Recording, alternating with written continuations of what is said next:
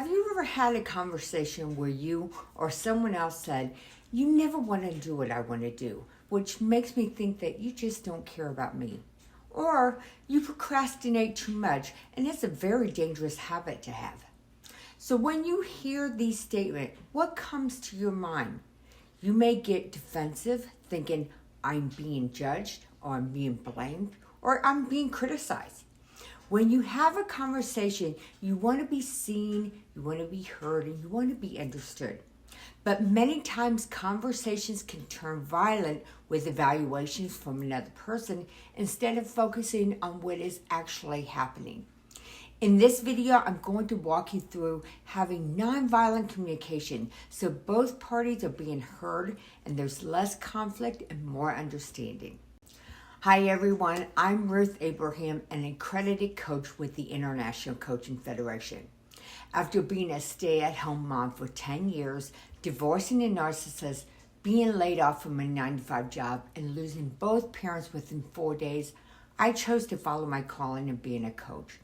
Healing from my low self-esteem, self-confidence, and building my own resiliency, I'm passionate to help others find their voice so they can show up authentically and have better relationships with others and with themselves. So let me start by explaining nonviolent communication. Just as people can be physically violent, they can also be verbally violent, speaking through their thoughts that judge, blame, and criticize each other. This happens so often during difficult conversations, but can even happen during our normal communication without us realizing it. How would you feel if you could have a conversation with a loved one or someone of authority and end it with better understanding and clarity? I'm sure you will feel less anxious, you will feel so much happier, and I'm going to give you the 4 ingredients to do just that. Judging others and ourselves is not helpful to anyone, but why do we still do it? There's a way to break that cycle that I want to share with you. After watching this video, download my step-by-step guide to let go of your judgment. This exercise will help you get clarity on what the root of your judgment is. And once you consistently learn how to dissect why you're doing it, you will feel more happiness and freedom within. When you speak through judgment or criticism, what do you think happens? If you're saying it causes defensiveness, you're absolutely right. And that is not a great start to a conversation because it just continues to go south from there. I want to take an approach of having nonviolent, or what I like to call compassionate communication. Here are the 4 ingredients of having a great conversation. First, start a conversation with an observation, not an evaluation. For most of us, it can be difficult to make observations, especially of people and their behavior that are free of judgment, criticism, or other forms of analysis. Sometimes when a difficult conversation starts, it may begin with "you always" or "you never," which brings in the past and is most likely not true.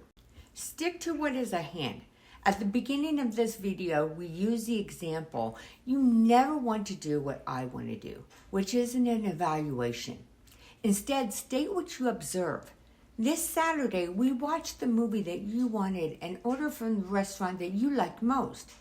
Switching from the evaluation of never to an observation of what actually happened, you're able to start a conversation with more focus and honesty. Second, speak from how you are feeling, not always how you're thinking. We all have thoughts, and some of us have more than others.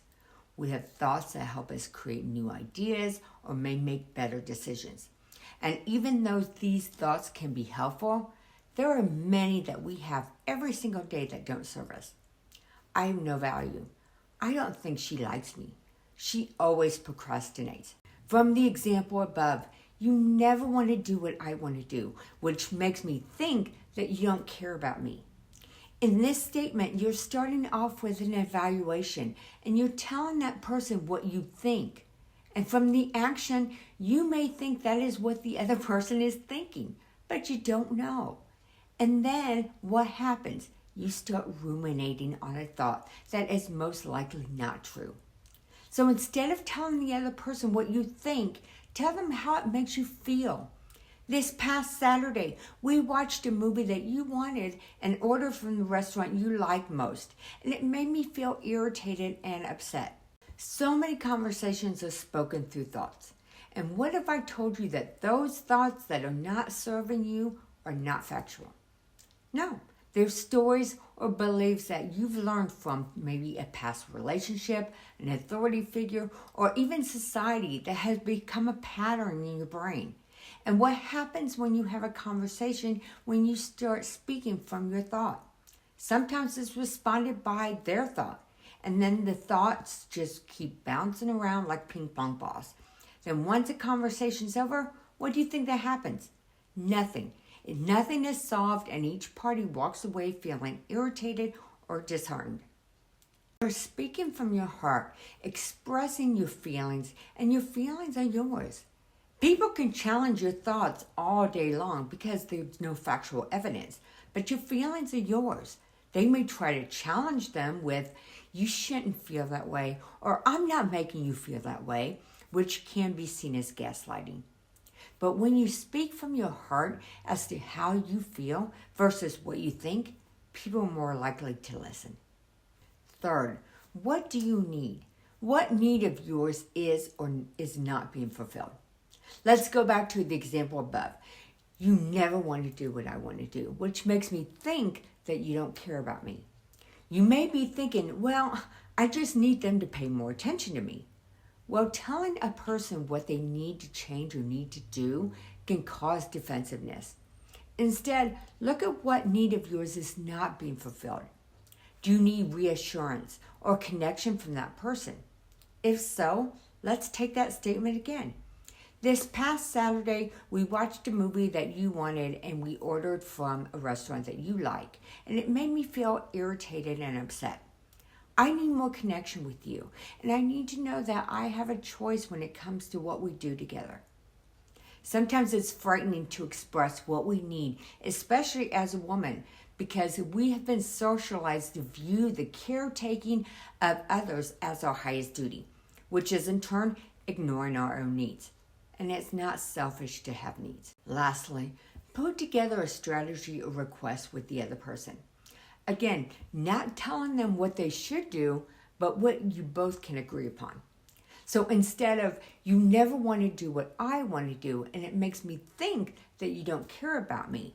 And next time, you need to do it this way so I feel loved.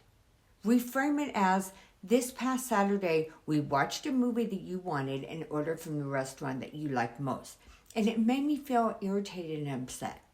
I need more connection with you, knowing that I have a choice when it comes to what we do together. And next time we plan to order in and watch a movie, can we make a decision together so that we can have a fun evening together? Did you hear the difference after the reframing of the original conversation from judgment to kindness? Vague language contributes to internal confusion, so be specific. You're requesting a way to work together so that you can come up with something that you both can agree upon. Making requests in clear, positive, and concrete action language reveals what you really want. As I mentioned in the beginning of this video, we all want to be seen, we all want to be heard, and we all want to be understood. And by speaking in a nonviolent or compassionate manner, that can happen. People are more willing to listen when you are specific with the topic of the conversation and you speak from your feelings and your needs. There's less defensiveness and more cohesiveness. It's expressing yourself honestly and receiving information empathetically. What can be confusing is telling someone how you feel, but then not following up with what you need, because for one, you may not even know what you need, or because you think that you'll be seen as selfish and your needs may be ignored. Judging ourselves or someone else can be automatic and very hurtful. That is why I did create a guide to help you let go of your judgment, but it takes consistency on your part. My simple but yet powerful exercise will help you uncover the deeper reasons behind your judgment and give you the tools that you can shift toward more compassion for yourself and for others. When you start recognizing these patterns, you're going to feel lighter, freer and more at peace. So if you want to let go of that judgment, download my guide after this video. By practicing more compassionate communication, you create space for understanding, connection, and less conflicting conversations. When you shift your judgment to observations, speak from your feelings instead of your thoughts, expressing your needs, and collaborate on solutions, you foster deeper, more meaningful relationships. Remember, the goal is to be seen, heard, and understood, and that starts with how you communicate. I want to thank you for watching this video, and if you found it helpful, give it a like and share it with someone that might benefit from it. Also, click on my next video of the 4 words to avoid for you to have better conversations. Until next time, have a great day.